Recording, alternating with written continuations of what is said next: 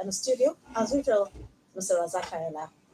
Good morning. Business Day edition. Yeah, good Thank morning. you It's so nice to much be for here this joining morning us again. this morning. All right, so we'll go straight to business. There's this headline here coming from The Nation. RMAFC backs Tinubu's cost-cutting measures. The paper writes that the Revenue Mobilization Allocation and Fiscal Commission has applauded President Bola Tinubu's recent directive to reduce convoy sizes of ministers and top officials, aiming to lower governance costs across the country. In a statement by its head of information and public relations, Mrs. Mariam Omar Yusuf, the Commission encouraged state governments to implement similar cost-saving measures. I mean, this is good. It's good if they only follow it, because it's wanted to say something, it's another thing to do and act accordingly. If you look at what they have been saying, we've seen quite a number of that in recent past.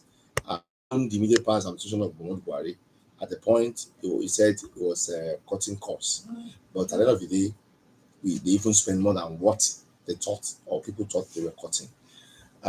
What is important at this point is that how much are we dedicating to capital projects? How much are we voting for recurrent expenditure? Because if you look at our budget in the last 10-15 years, what we have been running is deficit budget deficit. What do I mean by that? Is that every time, every year, Nigeria will go and borrow to shore up the budget. What that tells you is that what we are generating internally is not enough, because we have had a lot of debt to do a lot of things for us as a country. Now, if you look at what we've been having about 30% of the budget to pay debt on yearly basis. So if you have that, and no thanks to recurrent expenditure, we have been having recurrent expenditure that is far more or higher than what we have on capital expenditure.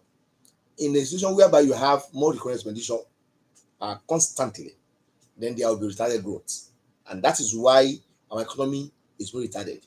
I'm talking about the growth and development. It's very retarded because we spend much more on recurrent expenditure on things that will not bring a multiplier effect in the economy.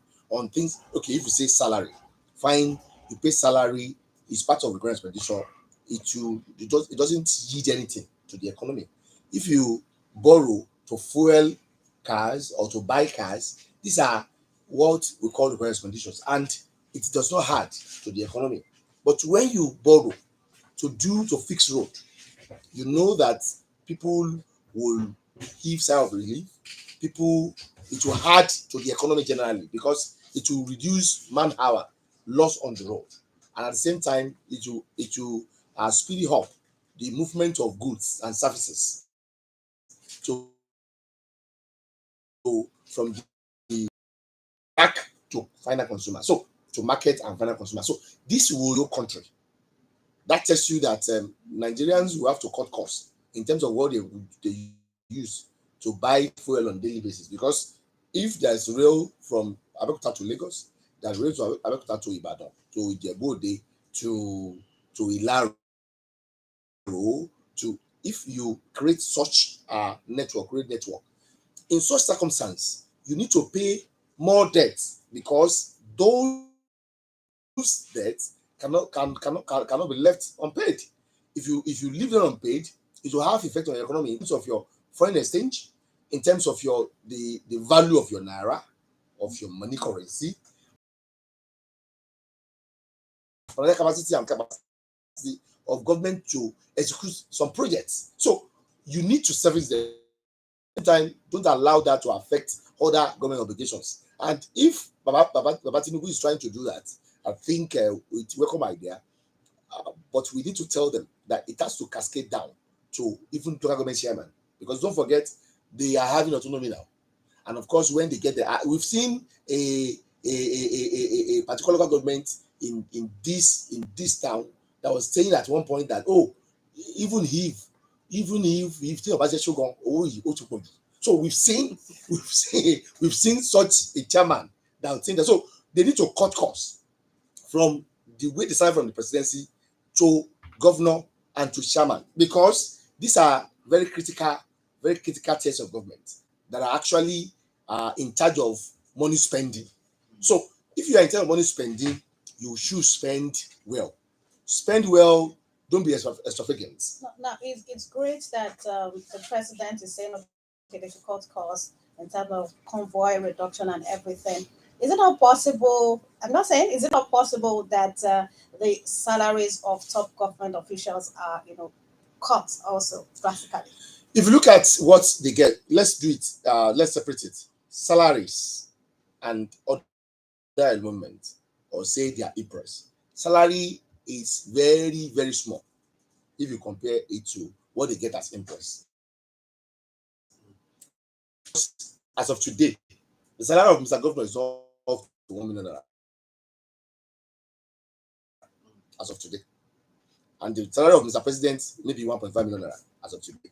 So, but that is too small if you have to look at that. Comes with it. But the allowances, that's what I'm talking about, the impress. It is just too much, because if you say somebody is collecting 1 million naira as salary and you are giving him 500 million naira as a security vote, can you see such? So I think they need to look at that. Forget about the salary. Salary is okay with them. It's okay for them, for all of them, either senators, House of Reps, or governor, or Mr. President, and some other. But what they get, what they put for them, okay, if you are paying the senior president, you say you are paying the senior president less than 1 million salary per month. But in a month, what you are putting to his office is more than 1 billion naira. So how do you want to explain that? So how do you want to explain that? So we need to look at that critically. Forget about the salary. Salary, it's okay. But the other elements, the impress, the allowances that they're getting to their office, is just too, and we cannot control that. We cannot continue that way, because those are those things that are giving us headache. We need to really rejig our economy, and we have to start from them. Austerity measure must start from them, and that is what the man has done. But he should also do it to down to even to his family, because it will not be explainable that you are telling us that you are doing austerity measure, and we see the like of your son Sheyi living a very flamboyant life across Nigeria. So we need to start in their family. That's why to tell us that, oh, this is what we want to do, and we are seen to be doing it.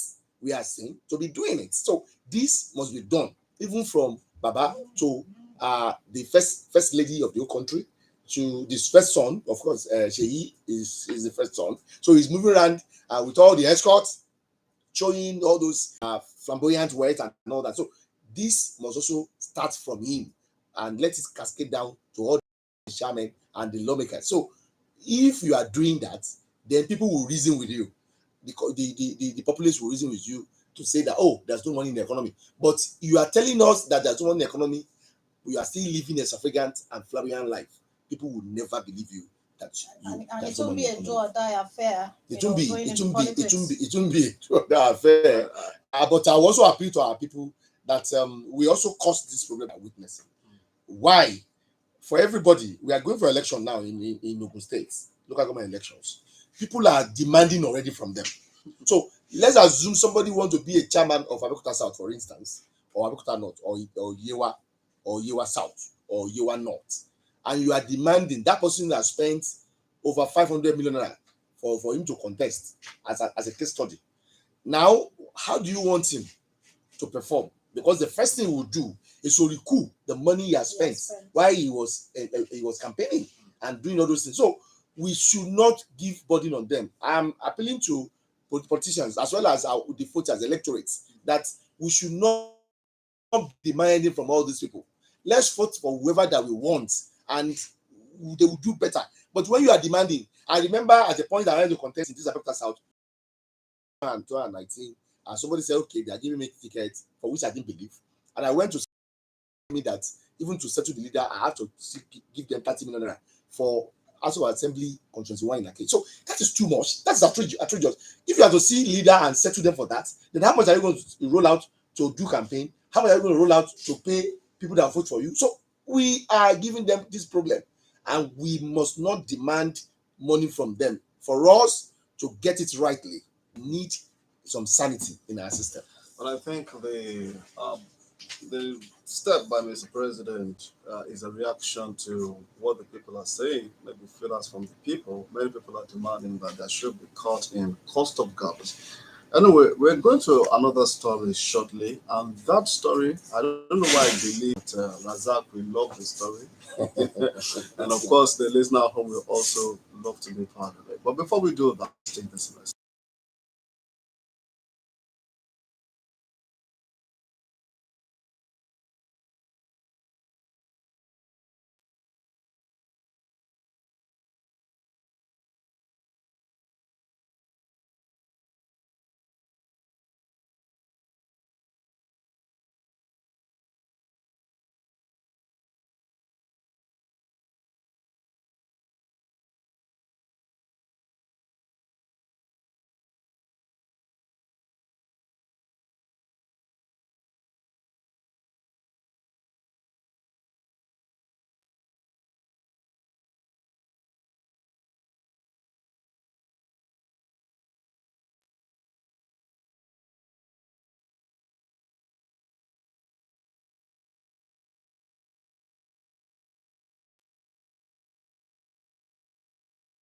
You see, Razak and I still very much in the house with us this morning, discussing very germane issues in the national dailies today. Now, NLC to IMF, you're behind Nigeria's economic woes. The Nigeria Labour Congress (NLC) has dismissed the International Monetary Fund (IMF's) denial of any role in Nigeria government's removal of federal subsidy and the implementation of other anti-people economic policies, insisting that according to the NLC, the IMF and its cousin in economic mischief, the world, remained the two forces that have a long-standing pattern of remaining harsh and unworkable economic policies to developing nations. Now, Razak, what have you to say to this? In as much as I want to go back to what my uncle, my granduncle said in 1993 while I was campaigning, I was talking about Emeka Abiola because we are from the same Magura land in Adokuta. And of course, he was saying something. And if you look at that, it went viral.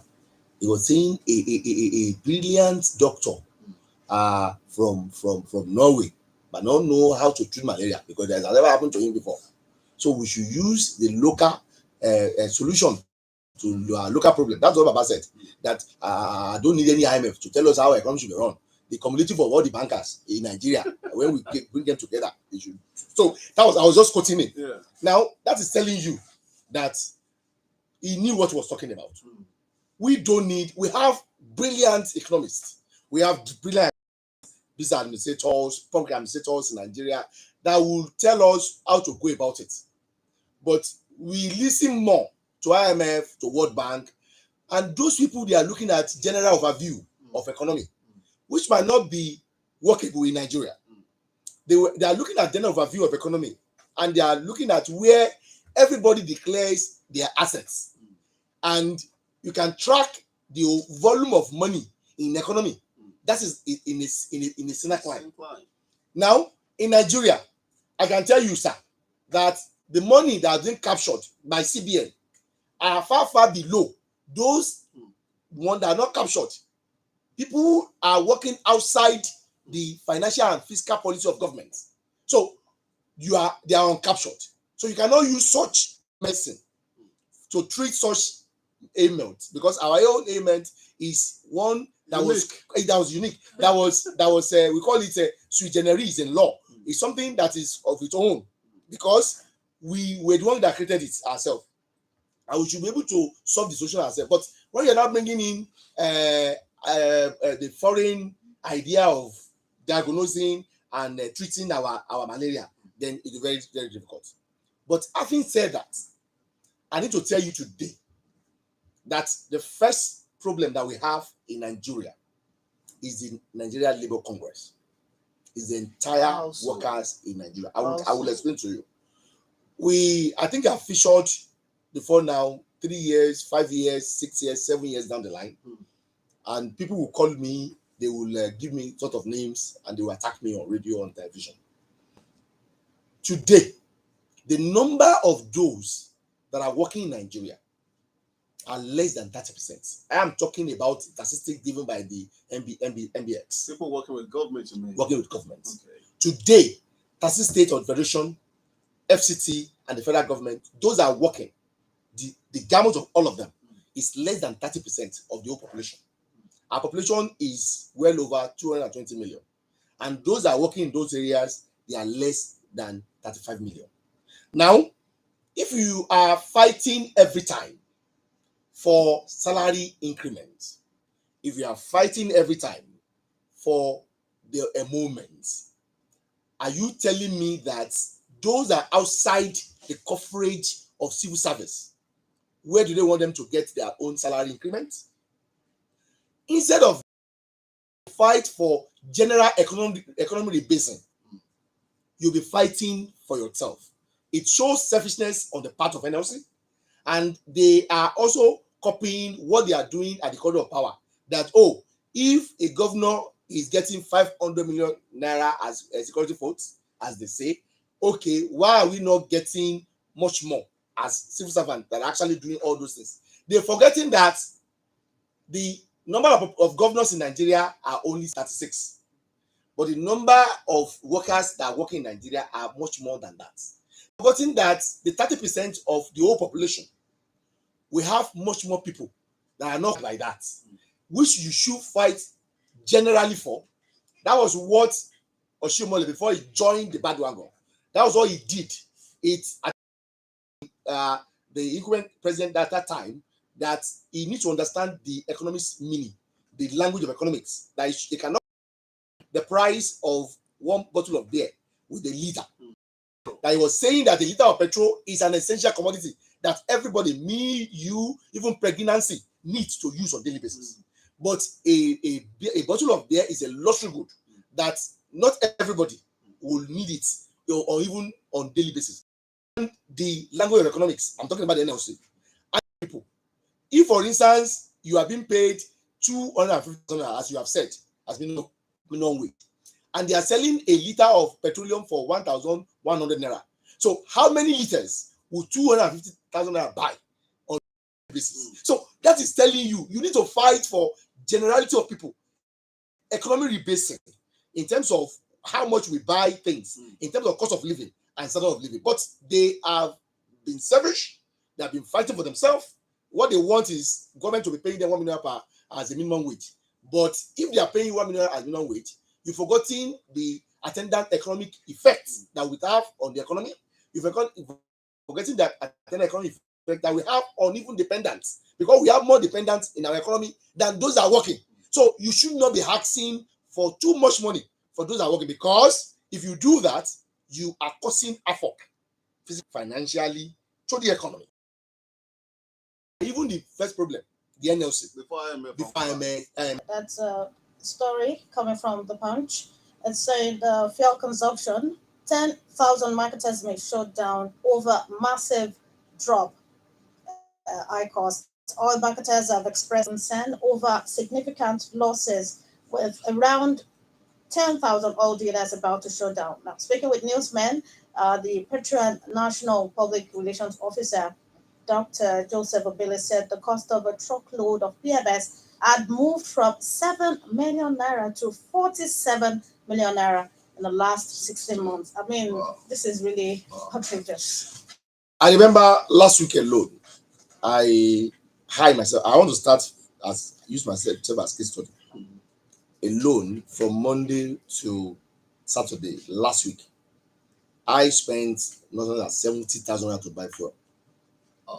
So now, if I am on minimum wage and I was paid 77,000 that our governor promised to pay, what that means is that in 1 week I have spent that money to fuel my car. So that is telling you that it's happening to everybody in the economy.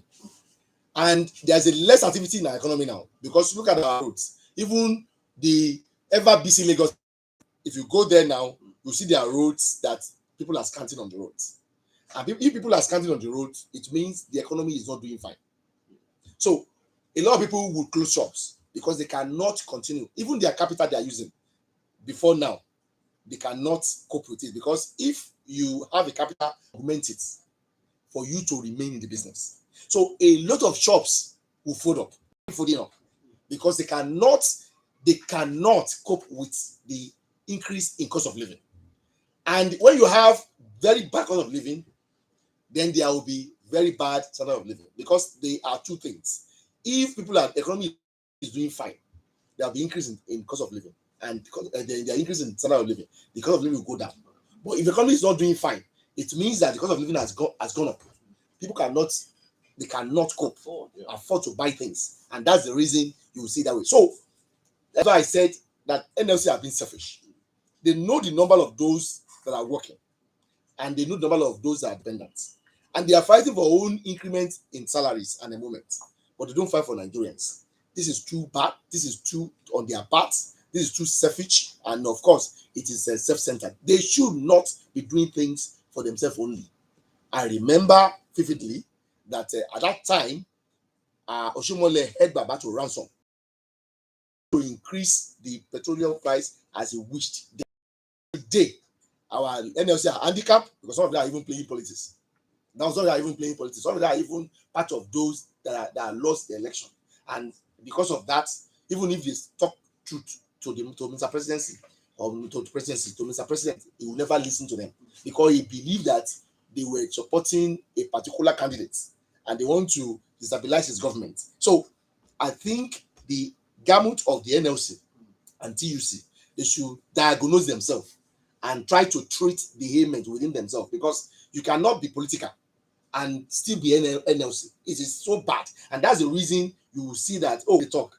People will just be looking at these people, they come with their politics. So what they have said is secondary.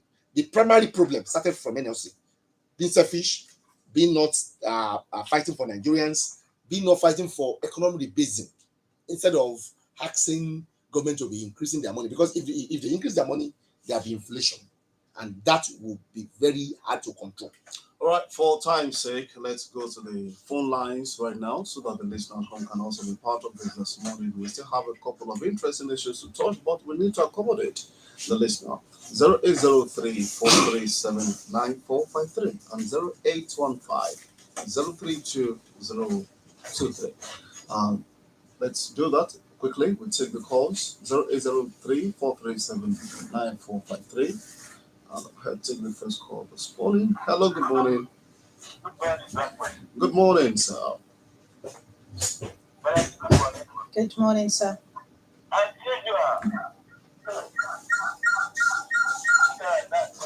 Good morning, sir.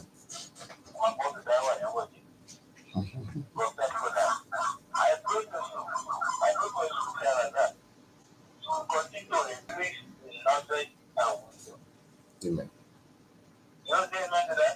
Amen, sir. Why can't the president reduce the price of petroleum products as well? Why can't we not on the popular of this sentiment who are stealing our money, stealing on the line, who comes salary? Well, we not on the popular of the popular. The reason we can't touch them, I mean, the other day, somebody, one of them was telling us was only 14 million. And it's not enough for it. Was good enough to pay, it's not enough for it. Whereas the salary is 29 million. And that of 25 million. Yes. We need a salary. But the allowance is very good.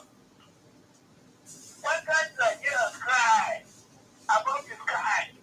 To our heaven. Why can't we do that rather than that? Why can't the president will not be able to do that? Because he cannot put them. Why can't we? Why can't we file a suit? Why can't we file a suit against them? I'm still repeating. Is it difficult? So the president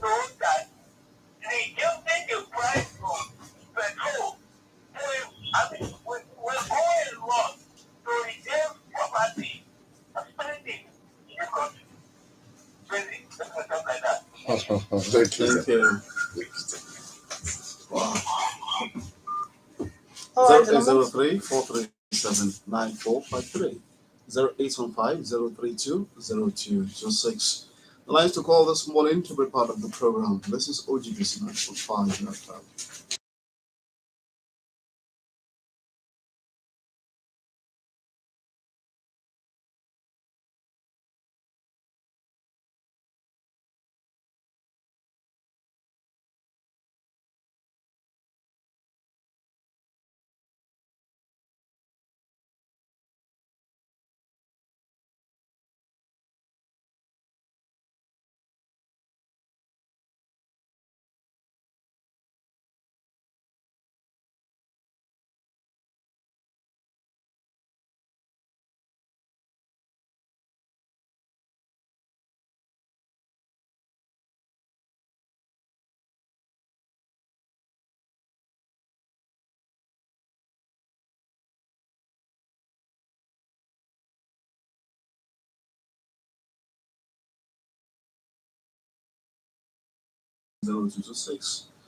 Hello, good morning. Good morning, sir. Thank you so much, sir. Good morning, sir. Good one, sir. Welcome, sir.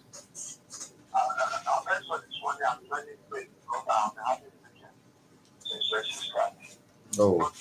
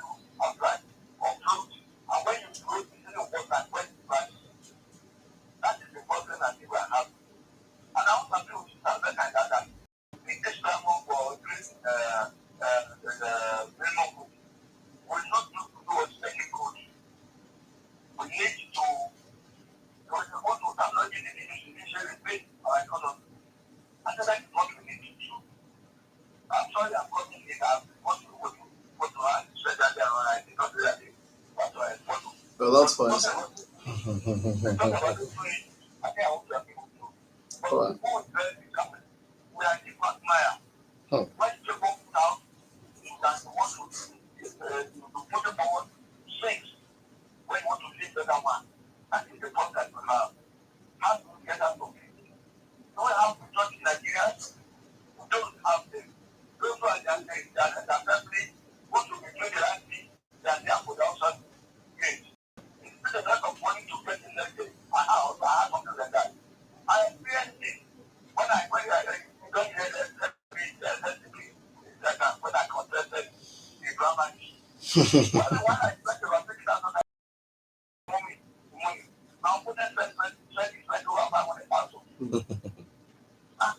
In 1993. look at money. I don't believe that's why I don't want. I believe not in one dollar. I don't want to go there and begin to steal money. So I'm protecting what I have. That's what is happening to our politicians. They spend a lot of money to contest elections, and they say they are not good. They are going to be one say that something million is not enough. The 14 million is not adequate. That's why the also telling us that we have to get them up. How do I put the card? All right, thank you, sir. Thank you, That's sir. a good question. That's a good question. It's a serious case. Like we don't work on things that will replace our economy. We only work on things that will put more pressure on our economy. And if you are asking for more money, and that's why we do. Hello, good morning. Hello, good morning. Good morning, sir. I like you to talk about my name. I'm calling from that guy. Welcome. I will continue to damage. We will continue to complain because of the structure we are running. My dear brother, look at the politicians and the civil servants. They are the one killing us. In the beginning of this democracy, they have identified all the problems we are having to make up forward by having consulting during the what you call the Obasanjo regime, during the Jonathan regime, during the Buhari II regime, even the Onasoye report is during the Jonathan regime. If we implement this, we will be out of this problem. The cost of running government is just too much. The ministers in the US, where they have more population more than us, economic more than us, they have only 15 executive of state. We have 48 here, 49. Yeah. In the civil servant too, in all of the civil servant, they are well structured. There are no overlapping there. In this country, we have about 1,000 plus agencies. In that area, with their population, they have only 150. 150. 1,200, 150 here. That's good. Even they are senators, they are legislators, they are on department. No consulting assembly, no consulting project. They are not a contractor. They are not a contractor. All these are in the report of 2014. But the implementation, that's why we are having the civil servant are complaining. Obasanjo and Tinubu should not implement Onasoye report. The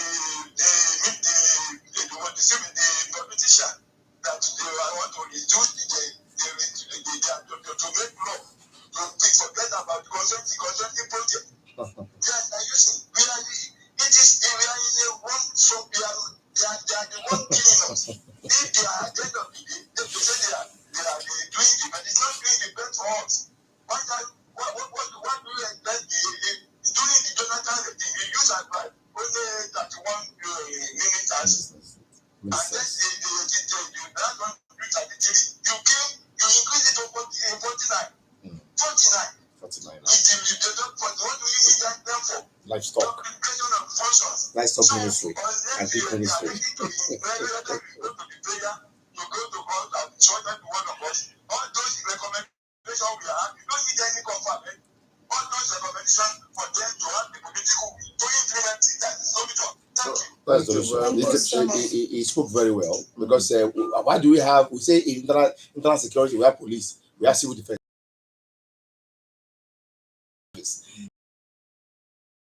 EFTC. They are just in fact we have FRS. Trace. I don't understand why. Hello, good morning.